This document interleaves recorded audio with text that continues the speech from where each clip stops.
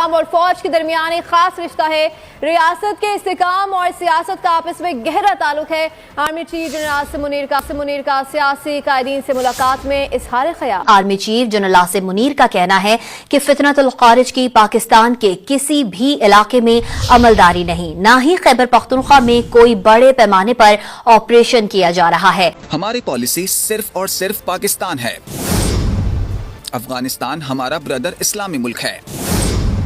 पाकिस्तान हमेशा अफगानिस्तान से बेहतर ताल्लुकात का ख्वाहार रहा है। Army chief general Asim Munir की खैबर पख्तूनख्वा की सियासी क़यादत के साथ अहम नशिस्त।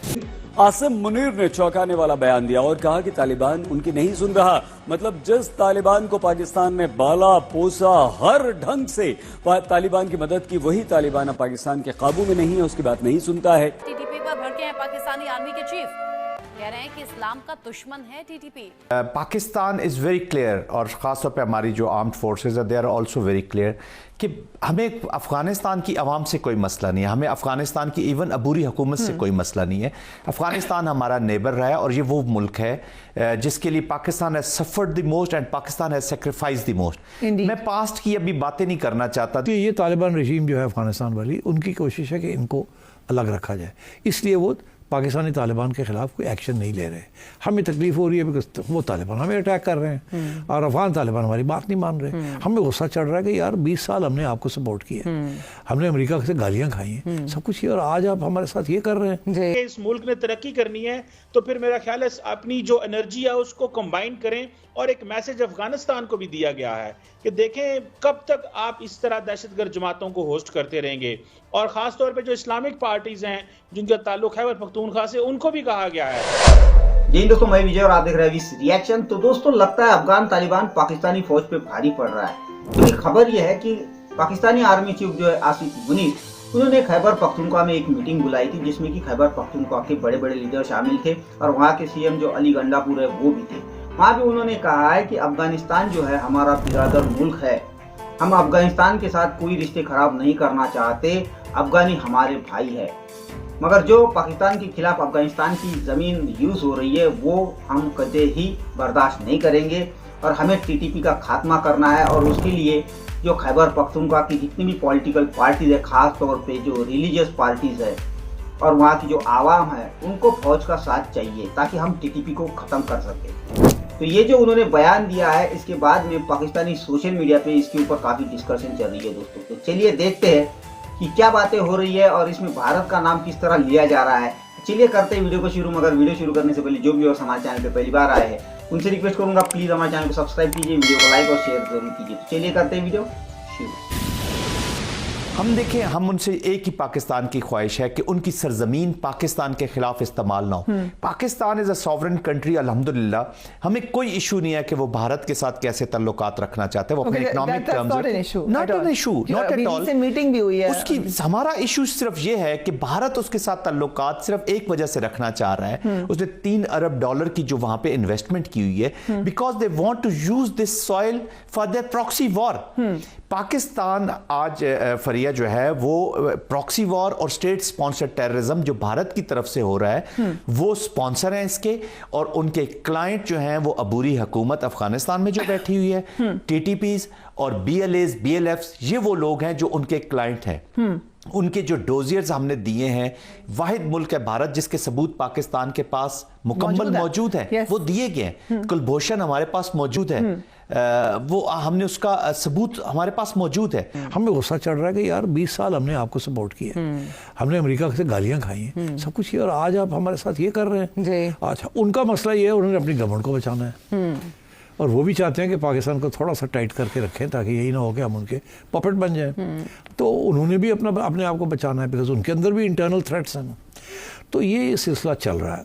अच्छा, अब इसके अंदर हुआ ये कि अब आपने सोचा कि जी हमारी बात नहीं मानी जा रही, हमारा बड़ा नुकसान हो रहा है, हर 6-7 लोग हमारे मारे जा रहे हैं, ठीक है। उधर से चाइना के साथ हमारे तल्लुकात ख़राब हो रहे हैं, इतने बड़ी हमारी इन्वेस्टमेंट्स हैं विद चाइना, और यहाँ एक तालिबान TTP जो है वो बैठी हुई है और वो हमें आके तंग कर रही है, और उधर से बलोच इंसर्जेंट्स को भी सपोर्ट मिल रही है, उनको भी कुछ नहीं रोका जा रहा। तो हमारा तो बहुत बड़ा नुकसान हो रहा है। और दोनों जो हैं बलोच इंसर्जेंट्स और जो TTP है वो दोनों चाइनीज़ प्रोजेक्ट्स को अटैक कर रहे हैं, और जिसके अंदर फिर हमारी सिक्योरिटी फोर्सेस इन्वॉल्व हो जाती हैं, उनके ऊपर भी अटैक आती है। अभी कुछ दिन पहले भी पाकिस्तान ने अंदर जाके कार्रवाई की, कैसे नजर आ रहा है आपको कि प्रोग्रेस क्या होगी हमारे ताल्लुकात? देखिए, पाकिस्तान की जो आर्म्ड फोर्सेस हैं फरिया, ये पूरी दुनिया भी जान ले और अफगानिस्तान भी जान ले, they are very clear. Pakistan ने जितना पीस को टाइम दिया है, पाकिस्तान ने जितना पीस को मौका दिया है, शायद इस दुनिया में इतनी सफरिंग के बाद 80,000 से ज्यादा शहादतें हमने उठाई हुई हैं। 27,000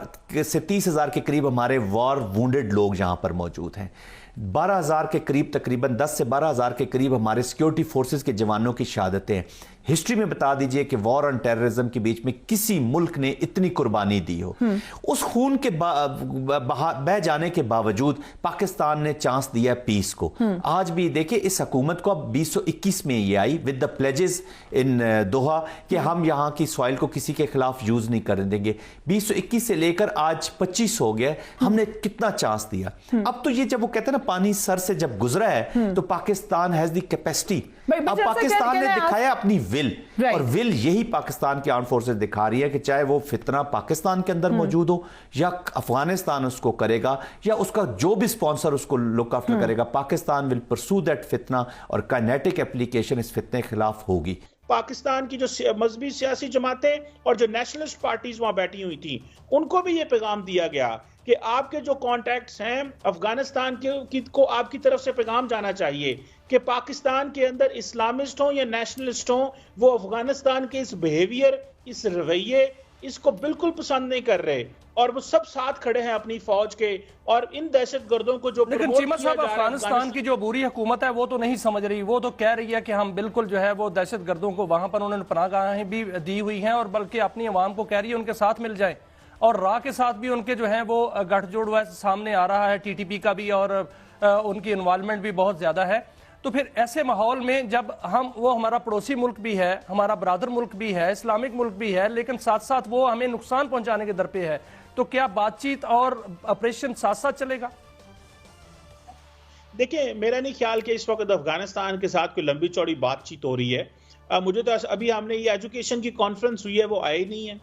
मुझे ऐसे लगता है कि पाकिस्तान को थोड़ी ऑफेंसिव डिप्लोमेसी, काजी साहब, उसकी तरफ जाना चाहिए। ये मीटिंग एक साइन है, पॉजिटिव साइन है कि ये हमारे इंटरनल इश्यूज जरूर होंगे, पॉलिटिकल इश्यूज होंगे, बट ये इतने इश्यूज नहीं है कि हम एक यूनाइटेड फ्रंट ना पेश कर सकें। इंपॉर्टेंट मैसेजिंग आपने अभी क्लियरली बताया कि भारत से जो ताल्लुका रखता है Afghanistan, that is not really our problem. हम चाहते हैं दहशतगर्दी खत्म हो। हमारी प्रॉब्लम देखिए, उस सूरत तक दुबई में मुलाकात भी हुई है, उन्होंने पूरी कोशिश की है इस मौके को दोबारा अपने फायदे में लेने के लिए। वाखान कॉरिडोर, भारत खूब हवा दे रहा उसको कि जी पाकिस्तान कब्जा करना चाह रहा है। कल हमारे प्रोग्राम में ब्रिगेडियर साहब मौजूद थे, उन्होंने कहा हमने कब्जा करना हो तो हम फौरन कर सकते हैं। सो ये जो एक मिस इन्फॉर्मेशन है, फेक न्यूज है, और इसमें मास्टर है भारत, इसको कैसे कंटेन करेंगे? वो तो डिसइंफॉर्मेशन लैब का जो आप केस है उसको सामने रख लीजिए, और ANI उनकी जो लीड एजेंसी है उस पे वो फेक न्यूज दी जाती थी, वहां पे न्यूज चलती थी और इंटरनेशनल मीडिया उसको उठाता था, रीट्वीट्स होती थी। और दे हैव, देखिए, ये जो TTPs की एप्लीकेशन है या जो अबूरी हुकूमत का इसके बीच में आ जाना,